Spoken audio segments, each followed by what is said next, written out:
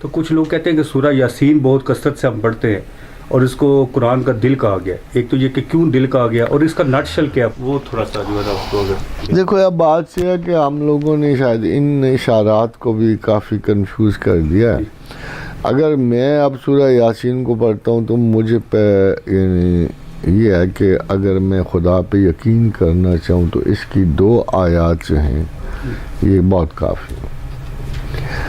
For example مجھے پتہ لگتا ہے کہ 1500 برس پہلے، اگر میں ایک سوال آپ سے کروں تو آپ کو پتہ لگ جائے گا قرآن دل کیوں ہے، کہ دنیا میں کوئی طاقت، کوئی عالم، کوئی مفکر ایسا نہیں تھا کہ جس کے بارے میں ہم کہ جس نے کبھی کہا اور سوچا ہو کہ جی تمام ستارے جو ہیں یہ کانسٹلیشنز میں ہیں اور ان میں حرکت ہے. یعنی اس سے قرآن سے پہلے کسی بھی جگہ کسی انسان نے اشارتاً بھی یہ بات نہیں کہی تھی کہ فی فلک یسبحون. ایک ہی بات کافی ہے خدا کو ماننے کے کہ یار یہ کیسے ہو سکتا ہے. یعنی ابھی تک تو ہم 3000 سال گزرنے کے بعد بھی وی ور کنفیوز کہ ہم کس کو سچا کہیں. مگر یہ ایک تو بات ہوتی کہ تمام ستارے چل رہے ہیں جو اللہ نے پہلے کہا تھا کل یجری لاجل مسمى، مگر دوسری بات اس سے بھی مشکل تھی کہ کل فی فلک یسبحون، کہ ہر ایک اپنے اپنے فلک میں ٹہرے. It is so impossible a thing to say کہ میرا نہیں خیال کہ کوئی اگر سیانہ بندہ اور قرآن کی یہ آیت پڑھے اور پھر بھی سوائے اس کے جس نے بنایا تھا اس کو یہ اس بات کا پتہ تھا.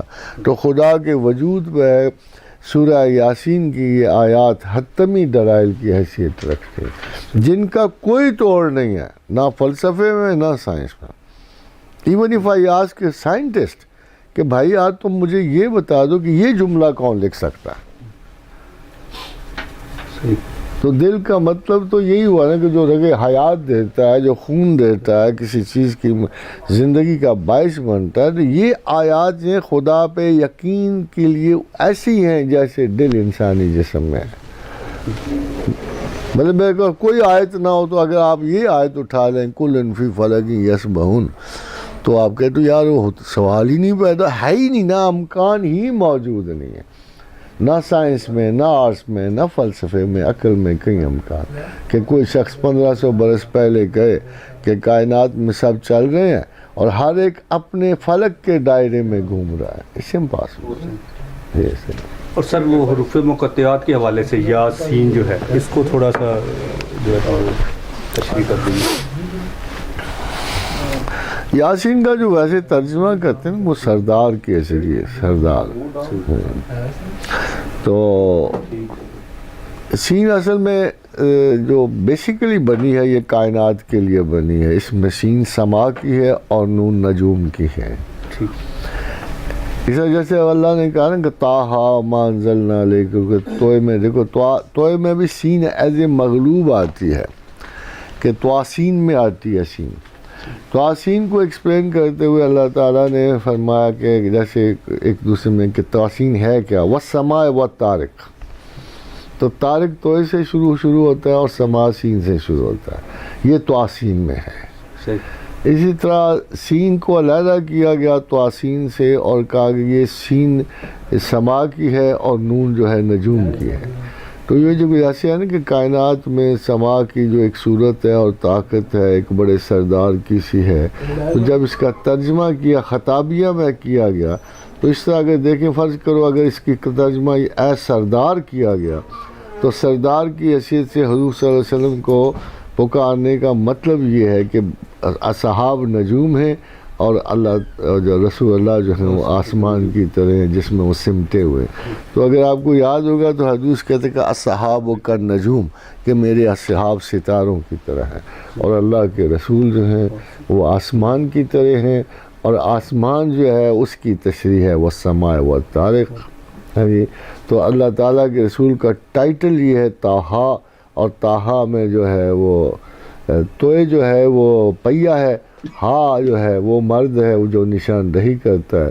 تو اسی لیے اب اس کی اتنی کمپلیکیشن خالی اس لفظ کی نکلتی ہیں کہ چونکہ پہیہ چلتا ہے آسمان میں ہر چیز چل رہی ہے سردار وہ ہے جو آسانی کو بلاتا ہے، اور چونکہ پہیا دنیا کی سب سے بڑی آسانی ہے، اس لیے اگر جیسے کوئی رہنما ان کو آسانی کو بلاتا ہے، اسی لیے قرآن جو ہے رسول اللہ کے ذریعے آسانی کے لیے بلا رہا ہے. تو اگر آپ پڑھو تو اس میں ہے طٰہٰ ما انزلنا علیک القرآن لتشقیٰ، ہم نے قرآن کو مشقت کے لیے نہیں اتارا. تو ایک لفظ دوسرے لفظوں سے جڑتا چلا جائے، ایک پورا پس منظر ابھرتا ہے پاسٹ اور پریزنٹ کا، کائناتی اور زمینی. اس لیے قرآن کے بہت سارے مطالب ہو سکتے ہیں، مگر شاید ہم لوگوں کے لیے مناسب ہے کہ ہم اس کے غور و فکر کے ساتھ اس کے اصلی مطالب کی جو ہمارے لیے کارآمد ہیں اس کی جستجو کریں.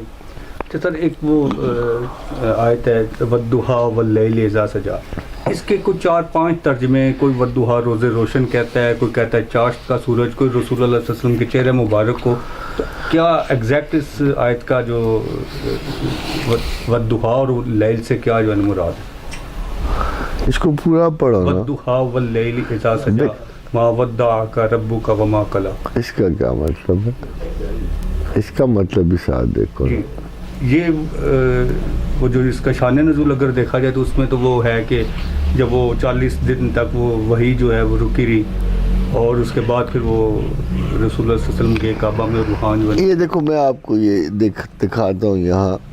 یہ کفار نے تانا دینا شروع کیا کہ جی وہ یہ ہے، مگر یہاں ہمیں اصل میں دیکھنا ہوتا کہ تیسری آیت ایکسپلینیٹری ہوتی ہے. پہلی 2 کی جو آیات ہیں نا، پہلی 2 اس میں ہمیں دیکھنا پیچھے جو مضمون آ رہا ہے اس میں ان کے لنکس کیا ہیں، کہ کیوں اپنا جب کوئی بات کی نوعیت ہو، زمینی بات ہو، آسمانی بات ہو، تو ہم یہ دیکھتے ہیں کہ جی پچھلے آیات میں کس طرح سے، حالانکہ یہاں بھی آیا والشمس والضحیٰ والقمر اذا تلاہا، تو یہاں اوپر تلے ذکر آیا تو اس کا مطلب یہ تھا کہ میں کائنات کی بڑی بڑی چیزوں کا ذکر کر کے اس نے کہا کہ جتنی میں نے وہ عظیم تر چیزیں بنائی ہیں اتنے ہی میں نفس انسان ہوں.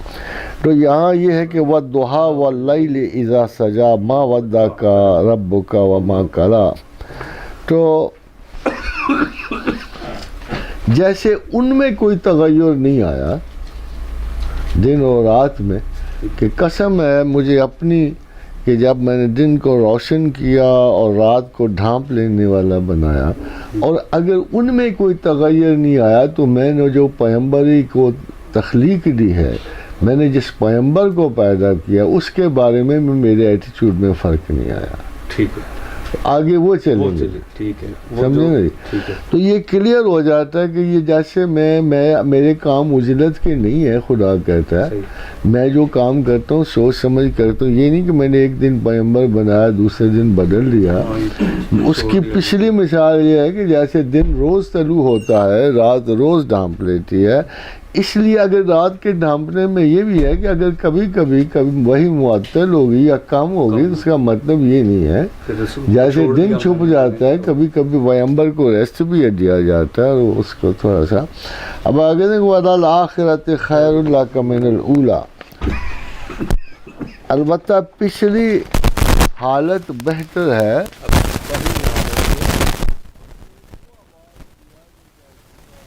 جس کے بعد نبوت روشنی کی طرح آئی، تو خود کہ رسول اللہ صلی اللہ علیہ وسلم کی کیفیت کائنات میں ایسی ہے کہ کبھی ان کو چھپایا گیا، کبھی ظاہر کیا گیا.